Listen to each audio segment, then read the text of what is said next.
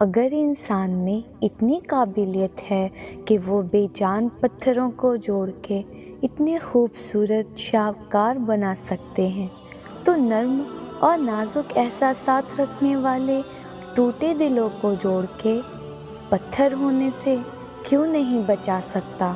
ہم ایسے منافق لوگ ہیں، کسی کی تکلیف کو اس کے گناہوں کی سزا سمجھتے ہیں اور اپنی تکلیف کو آزمائش۔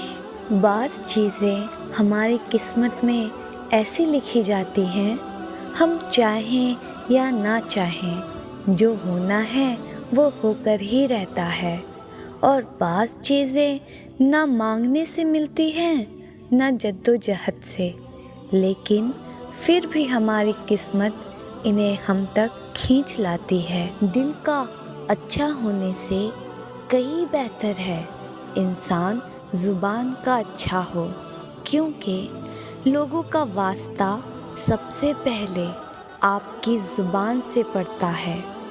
دل تک تو کوئی خاص لوگ ہی پہنچ پاتے ہیں۔ اعمال بغیر اخلاص کے ایسے ہی ہیں جیسے بغیر ایڈریس کے لکھا گیا خط، جو کہ اپنی مطلوبہ منزل تک نہیں پہنچ سکتا۔ اس لیے ہر نیک عمل خالص اللہ کی رضا کے لیے کریں۔ زندگی ایسے ہی خوبصورت نہیں ہوتی، اس کو خوبصورت بنانا پڑتا ہے، اس کو خود سجانا پڑتا ہے، دوسروں کے درد سمیٹ کر، دوسروں میں خوشیاں بانٹ کر، دوسروں میں آسانیاں تقسیم کر کے، دوسروں کے چہروں پر مسکراہٹیں بکھیر کر، اور دوسروں کو دعائیں دے کر اور دعائیں لے کر اسے خوبصورت بنایا جاتا ہے۔ ہم لوگ بھی کتنے عجیب ہیں، نشانیوں کو محفوظ رکھتے ہیں اور نشانی دینے والوں کو کھو بیٹھتے ہیں۔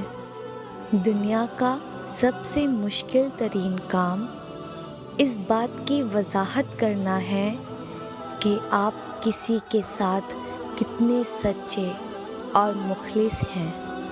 یہ وقت ایسی بیزار نسل تیار کر رہا ہے کہ جیسے چلتی پھرتی لاشیں روبوٹ کی طرح دن گزارتے اور رات کو وقت تھم جاتے، اور اندر سے ایسے بے روح، تنہا اور اکتائے ہوئے ہوتے جا رہے ہیں کہ کسی بھی وقت خود کو ختم کر لے اور رتی برابر فرق نہ پڑے۔ انسانی ذہن بھی کیا چیز ہے، کسی کی ایک بات اچھی لگے تو اسے زندگی بھر کا بندھن جوڑنے، اور بری لگے تو توڑنے کو تیار ہو جاتا ہے۔